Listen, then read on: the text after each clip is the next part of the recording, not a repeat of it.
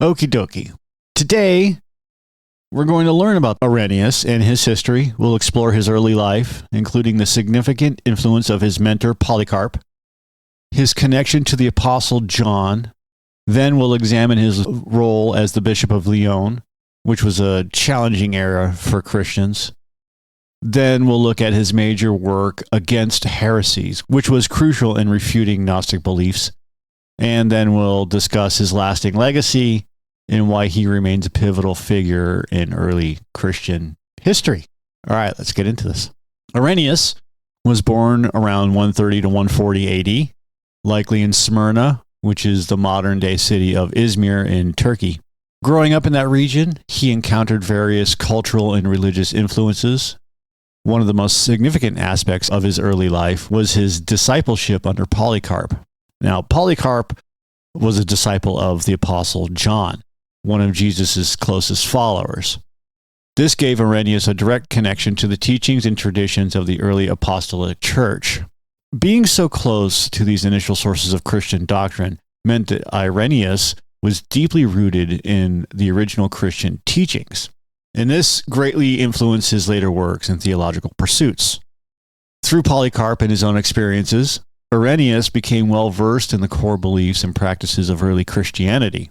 He became the Bishop of Lyon in 177 AD, stepping into his role during a particularly tumultuous period. Christians in Lyon were experiencing severe persecution, with many of them facing martyrdom for their beliefs. This was a critical time when the community needed strong and resilient leadership. Irenaeus' appointment as bishop was a turning point for the Christians in Lyon. He brought stability and hope to a distressed community. His deep-rooted faith and connections to early apostolic teachings provided a solid foundation for his leadership. He encouraged the Christians to stand firm in their faith despite the dangers and uncertainties they faced. Through his guidance, Irenaeus managed to not only comfort and support his flock, but also significantly grow the Christian community in Lyon. His efforts in nurturing and expanding the faith amidst persecution highlight his dedication and profound influence as a leader in the early church. One of Irenaeus' most impactful contributions to early Christian theology is his 5-volume masterpiece Against Heresies, which was penned around 180 AD. This substantial work was crafted during a time when Gnostic teachings were rapidly spreading and threatening the foundational beliefs of the early Christian church. Against Heresies was specifically aimed at countering these Gnostic ideologies. Gnosticism, with its complex and esoteric doctrines, challenged the simplicity and coherence of Christian teaching. Gnostics claimed to possess secret knowledge in divine matters that purportedly set them apart from ordinary Christians. Irenaeus vehemently opposed these claims. Through his extensive writings, he meticulously deconstructed Gnostic theory and highlighted their inconsistencies when juxtaposed with the apostolic teachings. He not only refuted Gnostic philosophies, but also reinforced the importance of adhering to the doctrines passed down from the apostles themselves. By crafting such a thorough and systematic critique, Irenaeus sought to preserve the unity and integrity of Christian doctrine. His efforts weren't just an intellectual exercise. They were a passionate defense of the faith that had been handed down from generation to generation.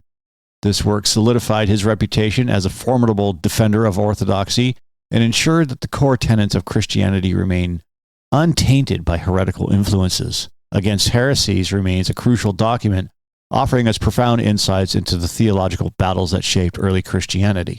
In Against Heresies, Irenaeus put up a strong defense of the core teachings of the early Christian church, standing firmly against the Gnostic interpretations that were gaining traction at the time. Gnosticism, we all know what Gnosticism is, but for those that don't, it's a mystical belief system that claimed to possess secret knowledge, diverging from the established teachings of Christianity. Irenaeus insisted on the importance of staying true to the doctrines handed down directly from the apostles. He highlighted the consistency and continuity of this tradition, arguing that the true essence of Christianity could only be found in the teachings passed from Jesus to his apostles and their successors. By reinforcing the apostolic tradition, Irenaeus aimed to protect the faith from being distorted by new and divergent teachings.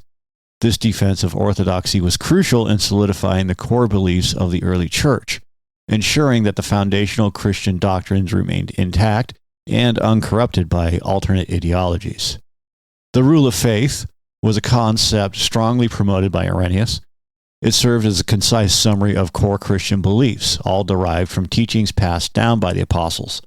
This rule became an essential guideline for interpreting Scripture correctly, making sure that biblical teachings remained consistent and unified across the church. By emphasizing the rule of faith, Irenaeus aimed to preserve the integrity of the Christian doctrine, ensuring that all teachings aligned with the original message delivered by the apostles.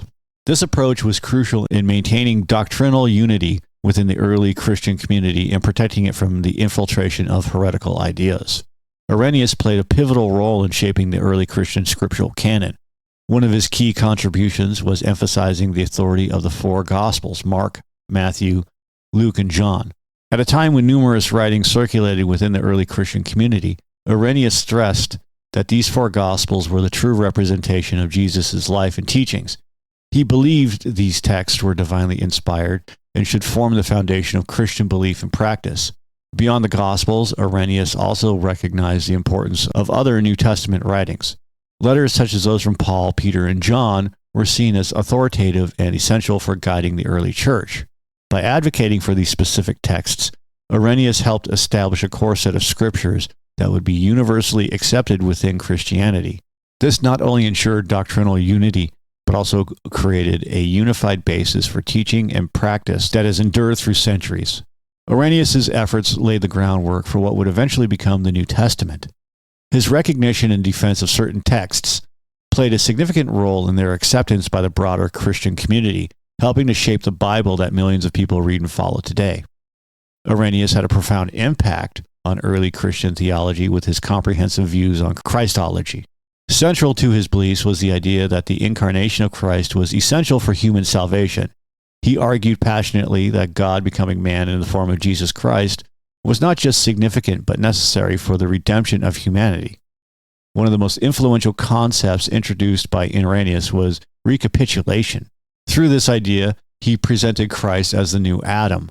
In the same way that Adam's disobedience brought sin and death into the world, Christ would, through his obedience and sacrifice, aim to restore humanity to its original state of righteousness and communion with God. This notion provided a powerful theological framework that underscored the transformative impact of Christ's life, death, and resurrection. In essence, Irenaeus believed that through the incarnation, Christ had a direct hand in reversing the fall of man and renewing creation.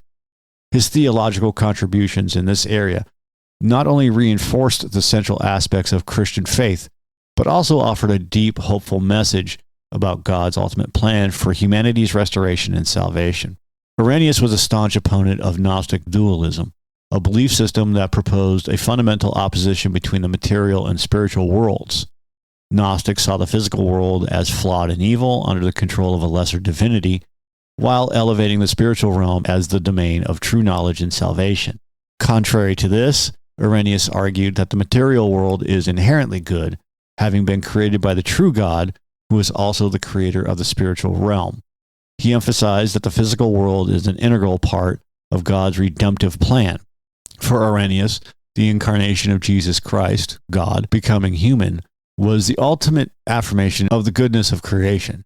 By taking on a physical body, Jesus sanctified the material world and unified it with the divine purpose. This belief was central to Irenaeus' theology and his defense against Gnostic interpretations that sought to separate the material from the spiritual.